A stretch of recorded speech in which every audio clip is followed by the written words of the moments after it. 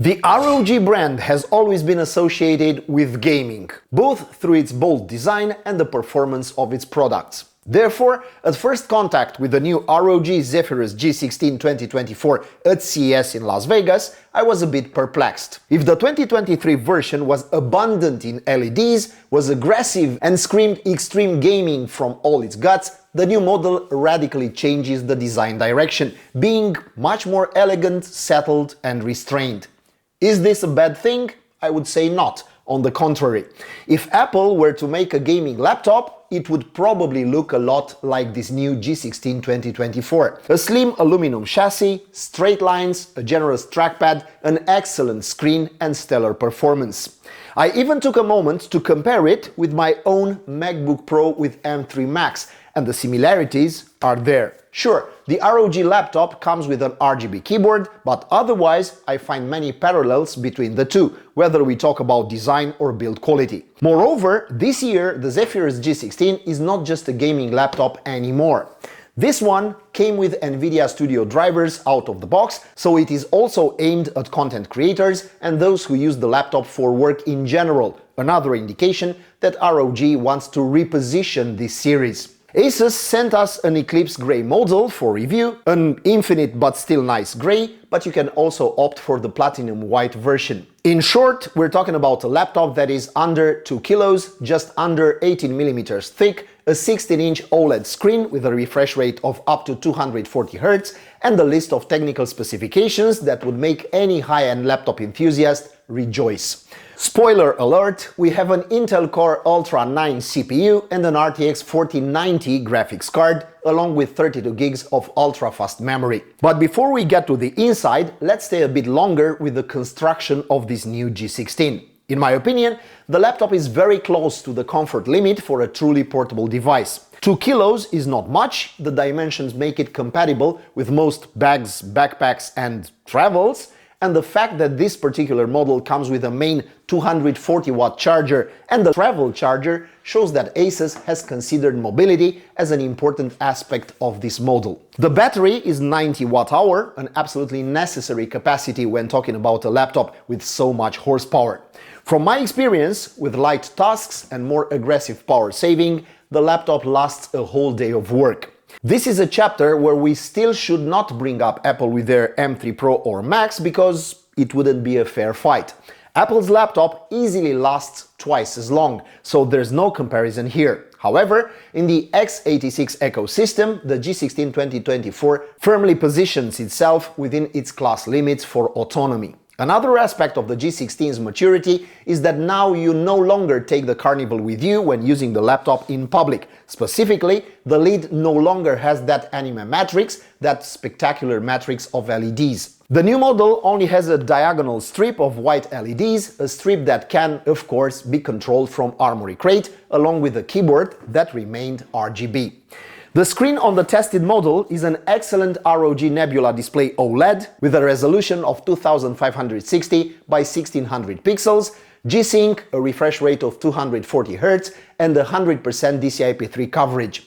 Asus offers for other models in this series also a TFT screen, which although does not benefit from the perfect contrast of the OLED panel, retains largely the same characteristics. It reproduces colors from the DCI-P3 spectrum entirely, has Pantone certification, the same refresh rate and maintains compatibility with Dolby Vision. But I only tested the OLED version, but nothing stops you from opting for the other display variant. If we turn our attention to the body of the laptop, we notice some important changes compared to the previous generation. The most important change is in the hinge area. Now, the hot air evacuation is not done exclusively through the bottom of the screen, which personally gives me some peace of mind. The base of the screen will no longer heat up during extended gaming sessions. Now the hot air is also expelled through the bottom, through some vents that may be a bit too small, but we will talk about that immediately. However, probably because of the choice of this exhaust solution, the following change from the 2023 model occurs. The screen can no longer be opened to 180 degrees. Is this a problem?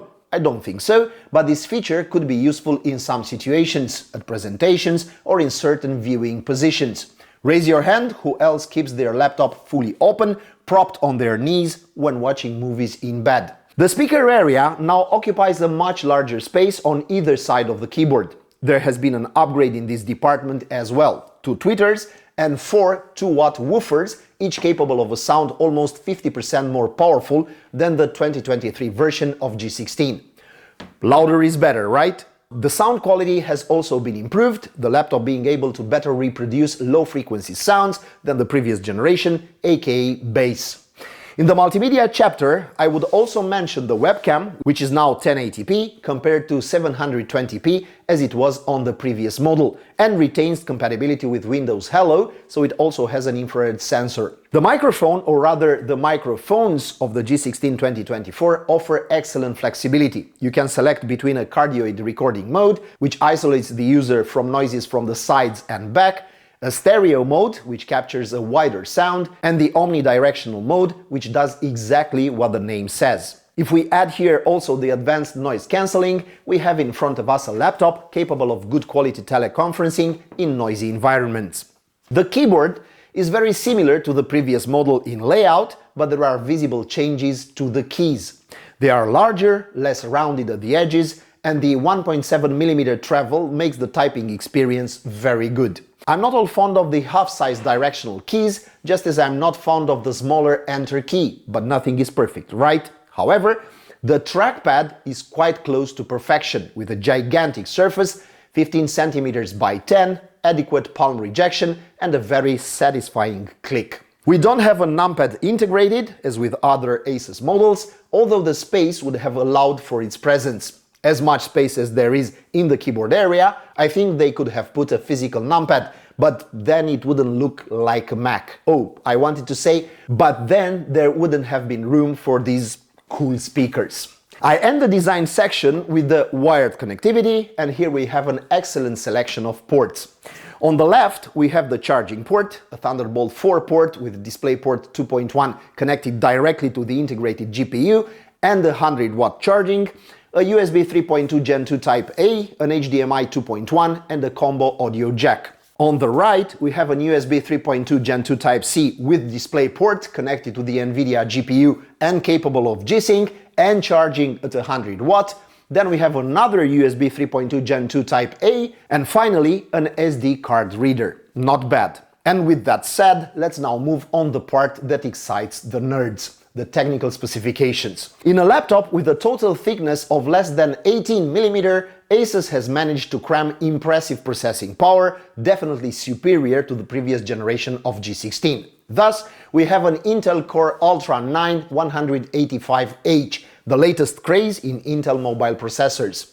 With 6 performance cores and 10 efficiency cores, out of which 2 are even lower power, no less than 22 threads and a maximum boost frequency of 5.1 GHz, the processor is extremely efficient relative to the performance it offers, at least for the x86 architecture. The processor has a power limit of 85 watt PL1, respectively 110 watt PL2, powers that can also be manually configured from Armoury Crate. This Core Ultra 9 is assisted by 32 gigs of ultra-fast memory GDDR5X with a frequency of 7467 MHz. We will soon see where this processor stands in comparison with Apple's M3, with the previous model in the same series, the G16 2023 with 13900H, and also with the desktop Core i5 13500 CPU. But until then, I'll also mention that the laptop also has configurations with an Intel Core Ultra 7 155H and 16 gigs of RAM, if you want to keep a trace of decency. Note as well that the memory is soldered onto the motherboard, so forget about upgrading, at least the memory. And now, ladies and gents, the results are in. We tested the processor in Cinebench R23 and the results are as follows. With 20,297 points in multi-core, the G16 2024 has a power equivalent to a desktop i5 processor, in a package under 2 cm thick and less than 2 kilos. I'd say that's good.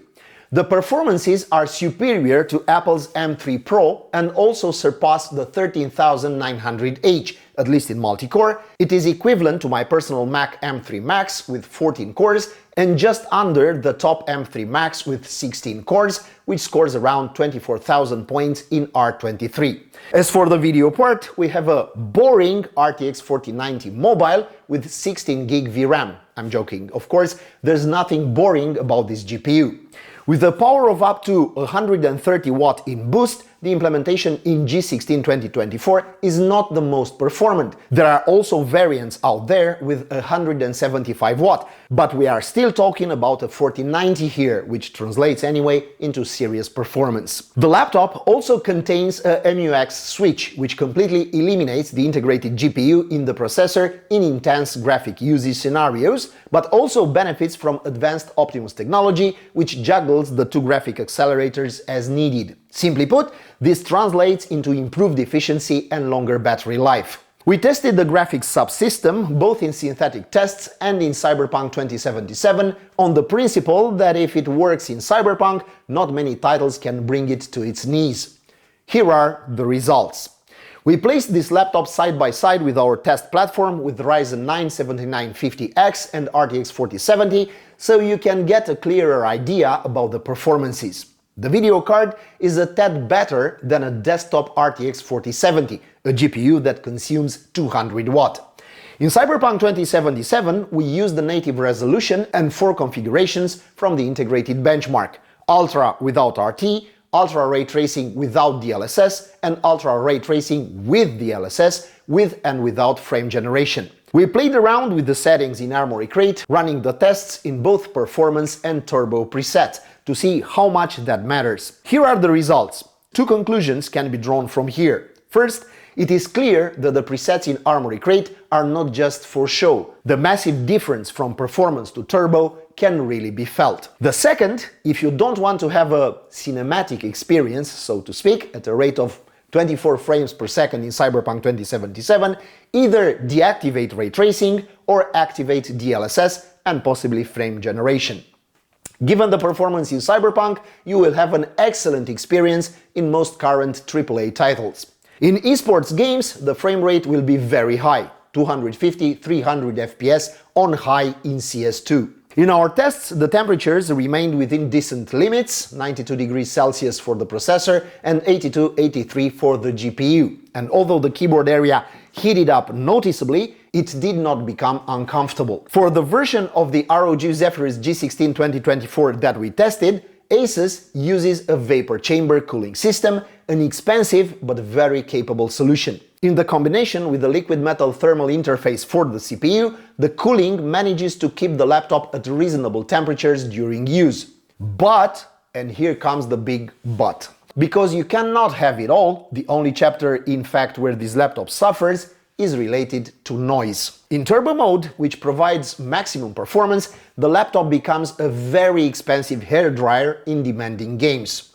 The noise is not annoying in tone, but its volume becomes irritating after less than an hour of play.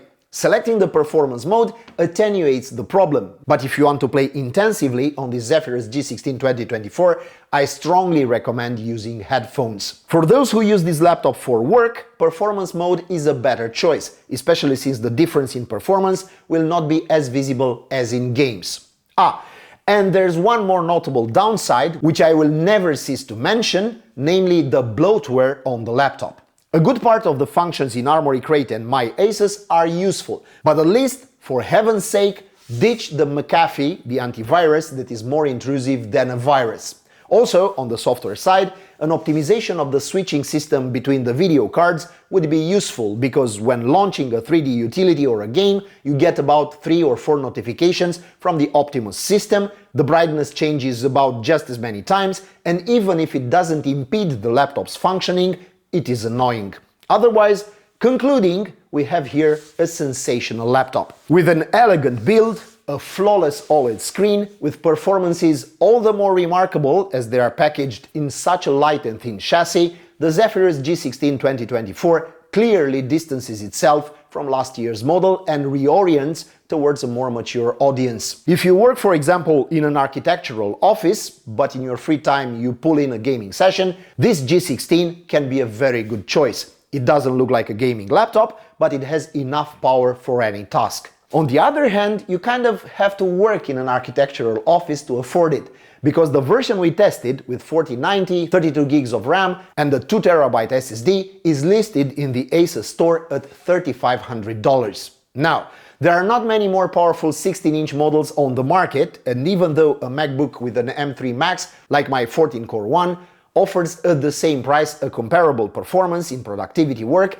and a substantially longer battery life. But the G16 has the advantage of a significantly more powerful graphics subsystem, which, together with the operating system, allows for an excellent gaming experience. But this is the top dog. Prices for the G16 2024 start at around $2,500, money for which you get the same aluminum chassis and even the same CPU. The difference is that at the entry-level model you will get less RAM, beware non-upgradable, a GeForce RTX 4060 laptop video card and 1TB of storage. The battery capacity is the same, the audio system is the same, so you get a good part of the constructive quality and processing power of the model we tested at half the price of the top of the range, which I say is still a good deal.